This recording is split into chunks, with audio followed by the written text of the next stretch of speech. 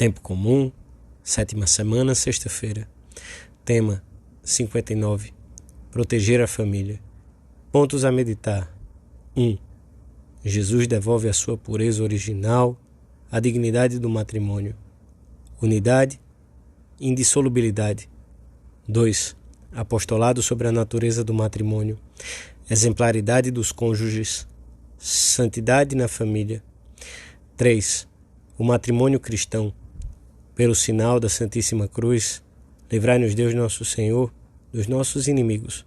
Em nome do Pai, do Filho e do Espírito Santo. Amém. Meu Senhor e meu Deus, creio firmemente que estás aqui, que me vês, que me ouves. Adoro-te com profunda reverência. Peço-te perdão dos meus pecados e graça para fazer com fruto este tempo de oração. Minha Mãe Imaculada, São José, meu Pai e Senhor, meu anjo da guarda, intercedei por mim.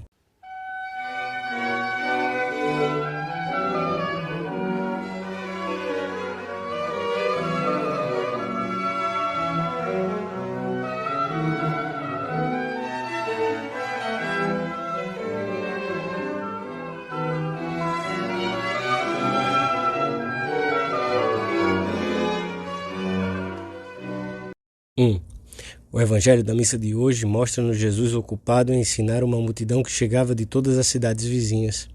E no meio daquela gente simples que recebe com avidez a palavra de Deus, apresentam-se os fariseus mal intencionados, querendo pôr Cristo em choque com uma lei de Moisés. Perguntam-lhe se é lícito ao marido repudiar a mulher. Jesus disse-lhes: Que vos mandou Moisés? Eles responderam: Moisés permitiu escrever-lhe o libelo de repúdio e despedi-la. Era uma norma admitida por todos, mas discutia-se se era lícito repudiar a mulher por qualquer motivo, por uma causa insignificante ou mesmo sem motivo algum. Jesus Cristo, Messias e Filho de Deus, conhece perfeitamente o sentido dessa lei. Moisés havia permitido o divórcio por causa da dureza de coração do seu povo, e com essa disposição, o libelo de repúdio protegia a condição da mulher, tão denigrante na época em que muitos casos não ultrapassava a de uma escrava sem nenhum direito. Por esse certificado, a mulher repudiada recuperava sua liberdade. Era, pois, um autêntico avanço social para aqueles tempos de barbárie em tantos costumes.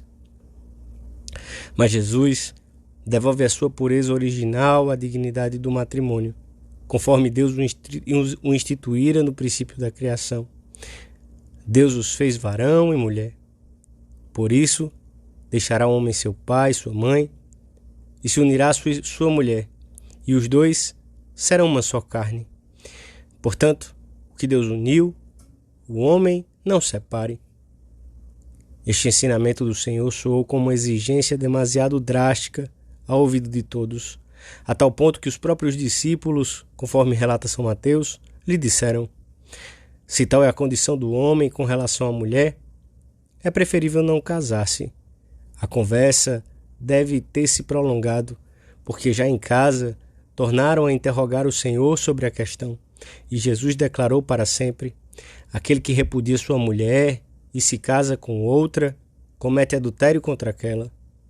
E se a mulher repudia o seu marido e se casa com outro, comete adultério.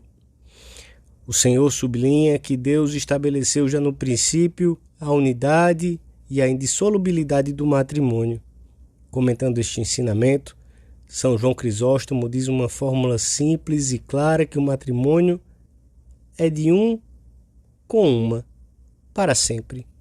O magistério da Igreja, guardião e intérprete da lei natural e divina, ensinou de modo constante que o matrimônio foi instituído por Deus com laço perpétuo e indissolúvel, e que foi protegido, confirmado e elevado não por meio de leis vindas dos homens, mas do próprio autor da natureza, Deus, e do restaurador dessa mesma natureza, Jesus Cristo Senhor.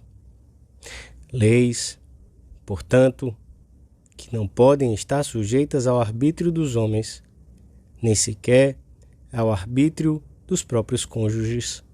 O matrimônio não é um simples contrato privado. Não pode ser rompido pela vontade dos contraentes.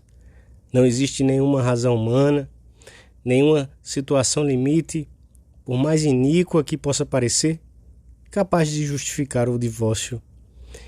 Devemos rezar pela estabilidade das famílias, começando pela nossa, e tentar ser sempre instrumentos de união através de um apostolado de amizade, de exemplo e de bom entendimento nos assuntos do nosso lar, que contagie muitas outras famílias.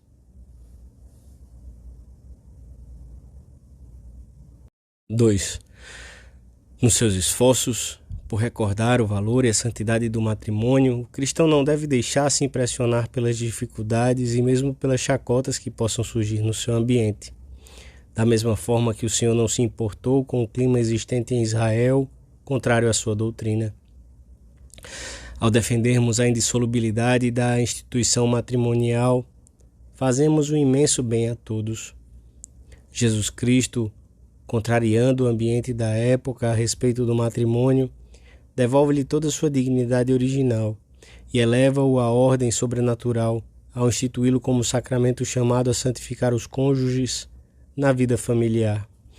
E hoje, quando em tantos meios se olha com ceticismo para este sacramento e as suas propriedades essenciais, é um dever urgente dos cristãos defendê-lo com o mesmo vigor e desassombro de Jesus Cristo e estabelecer as bases para que a família, unida e sólida, seja o fundamento da sociedade.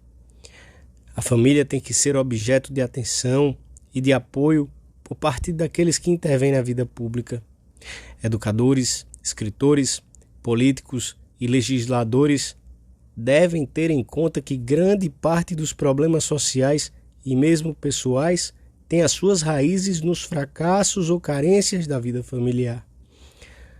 Lutar contra a delinquência juvenil ou contra a prostituição da mulher e favorecer ao mesmo tempo o descrédito ou a deterioração da instituição familiar é uma leviandade e uma contradição.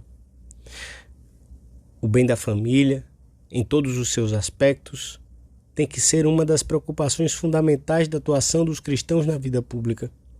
Deve-se apoiar o matrimônio e a família a partir dos diversos setores da vida social, facilitando-lhes todas as ajudas de tipo econômico, social, educativo, político e cultural que hoje são necessárias e urgentes para que possam continuar desempenhando as suas funções insubstituíveis na nossa sociedade.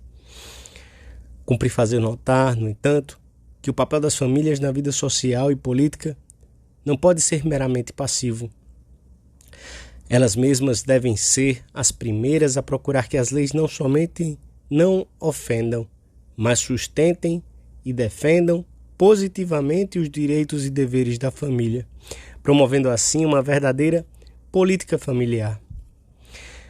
A exemplaridade e a alegria dos esposos cristãos devem preceder o apostolado com os filhos e com as outras famílias, com quem se relacionam por motivos de amizade, por vínculos sociais, pelos objetivos comuns na educação dos filhos, etc.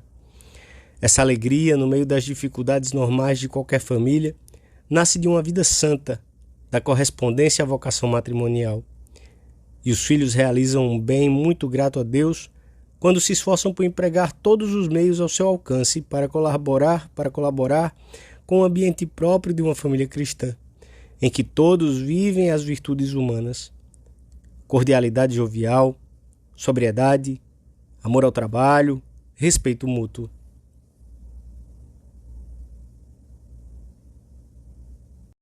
3. Quando elevado à ordem sobrenatural, todo amor humano se engrandece e se fortalece porque, pelo sacramento cristão, o amor divino penetra no amor humano, ampliando-o e santificando-o. É Deus quem une o homem e a mulher com um vínculo sagrado no matrimônio. Por isso que o Deus uniu, o homem não separe. Justamente porque Deus une marido e mulher com vínculos divinos, o que eram dois corpos e dois corações, torna-se uma só carne, um só corpo e o mesmo coração, à semelhança da união de Cristo com a sua igreja. O matrimônio não é apenas uma instituição social, não é apenas um estado jurídico, civil e canônico. É também uma nova vida, abnegada, transbordante de amor, santificante para os cônjuges e para todos os que compõem a família. É bom que no seu diálogo com o Senhor, os pais e os filhos crescidos se detenham a considerar os diferentes aspectos da sua conduta diária.